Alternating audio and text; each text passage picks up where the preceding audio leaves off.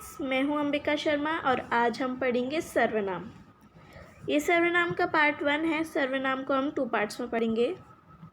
आगे बढ़ते हैं सर्वनाम की परिभाषा की ओर। जो शब्द संज्ञा के स्थान पर प्रयुक्त होते हैं उन्हें सर्वनाम कहते हैं।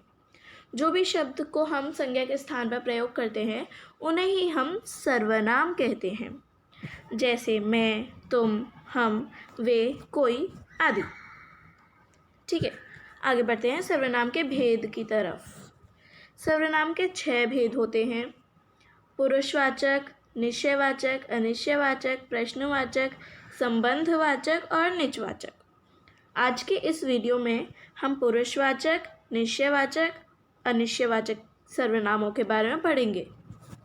आगे बढ़ते हैं पुरुषवाचक सर्वनाम की ओर।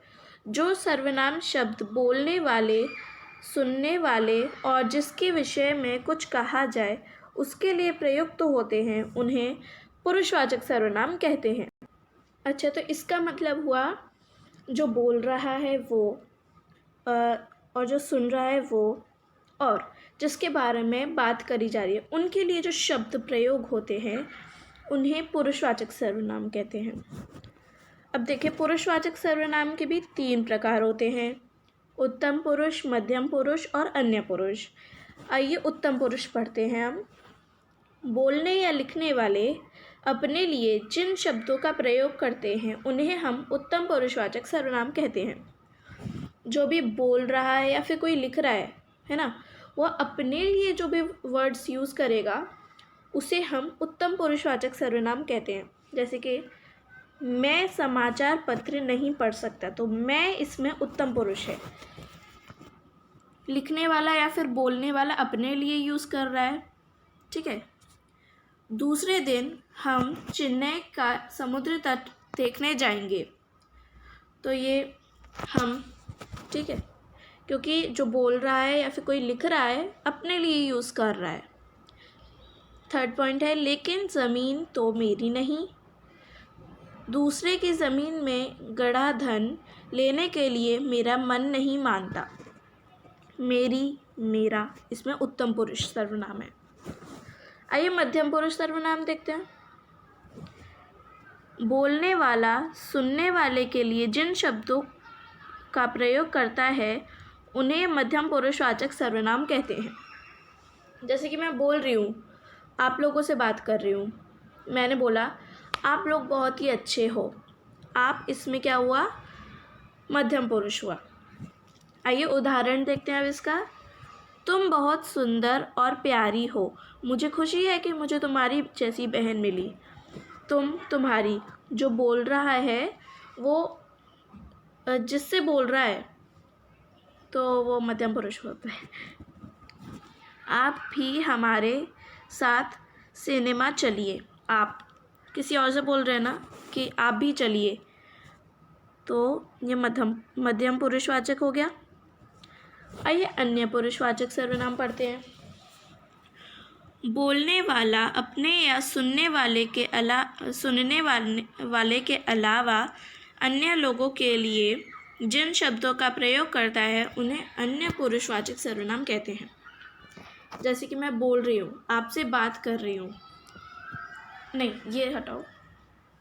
जैसे कि मैं अपने किसी भी फ्रेंड से बात कर रही हूँ और मैं अपनी कोई थर्ड फ्रेंड के बारे में उससे बात कर रही हूँ, तो थर्ड फ्रेंड के बारे में जितने भी मैं शब्द बोलूँगी वो होंगे अन्य पुरुषवाचक।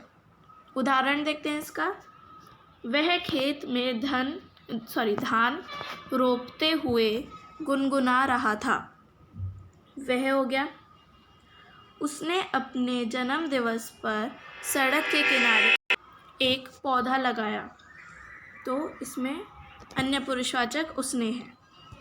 उन्हें 3 दिन अस्पताल में रखा गया, उन्हें, इसमें अन्य पुरुषवाचक है। आगे बढ़ते हैं निश्चयवाचक सर्वनाम की ओर।